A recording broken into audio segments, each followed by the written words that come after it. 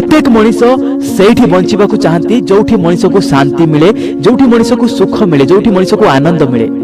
ताहले शांति कोठी थाए, मनीष को सुख कोठी मिले? आपण माने कहिबे मनीष मनीष को शांति दिए, ताहले अशांति किए दिए, दुख किए दिए, कष्ट दिए किए मनीष को? एठी सुख शांति दुख कष्ट सबु किछि मनीष मनीष को देई थाए, भगवान नुहे कि पशु पक्षी नुहे। एठी जो मनीष चाहिए आउ जने मनीष दुख सुख कष्ट आनंद सबु किछि देई परिबो। मनीष जेतेबेले खुशी रे रुहे सेतेबेले से तार निज लोकन को भूली जाई से पर लोकन को मने पकाए, आउ जेतेबेले दुख रे रुहे सेतेबेले से तार निज लोकन को मने पकाए। कारण मनीष जानी थाए जे असुविधा समय रे दुख समय रे प्रकृत संपर्क प्रकृत आपणार लोक ही साहा हुअंती, आउ स्वार्थपर लोक तो केवल लाभ समय रे निजर प्रॉफिट समय रे से माने संपर्क जोड़ी थांती। जे आपन को खराब समय रे आपन को सांगरे रहुची, आपन तांको खराब समय रे तांको सांगरे रहंतु, आउ जे आपन को दूरेई देउची आपन तांको भी मध्य दूरेई दियंतु।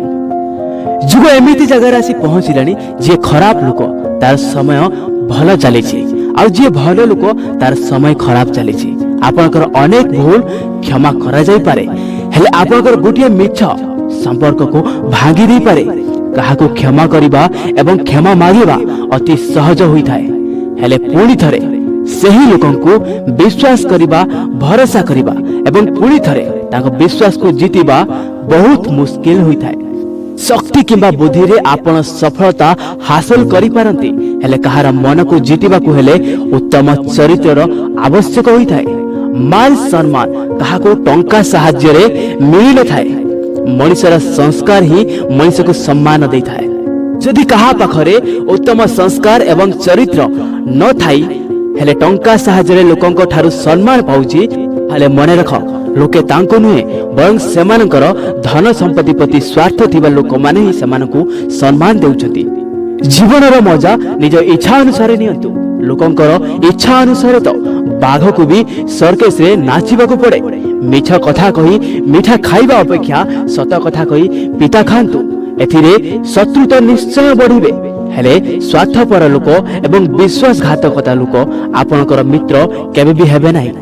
संपर्क सही मानक सह गढ़ांतु जेउ माने संपर्कर मूल्य जानि थांती।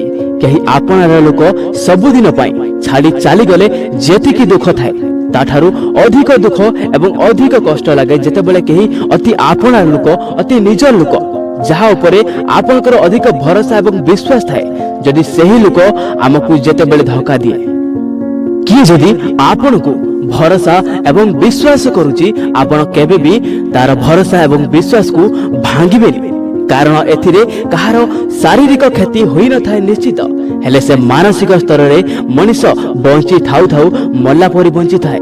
समय समस्त को मिले जीवन को बदलिया पाई, हेले जीवन आउ थरे मिली न थाए कि समय को आपण बदली परिबे।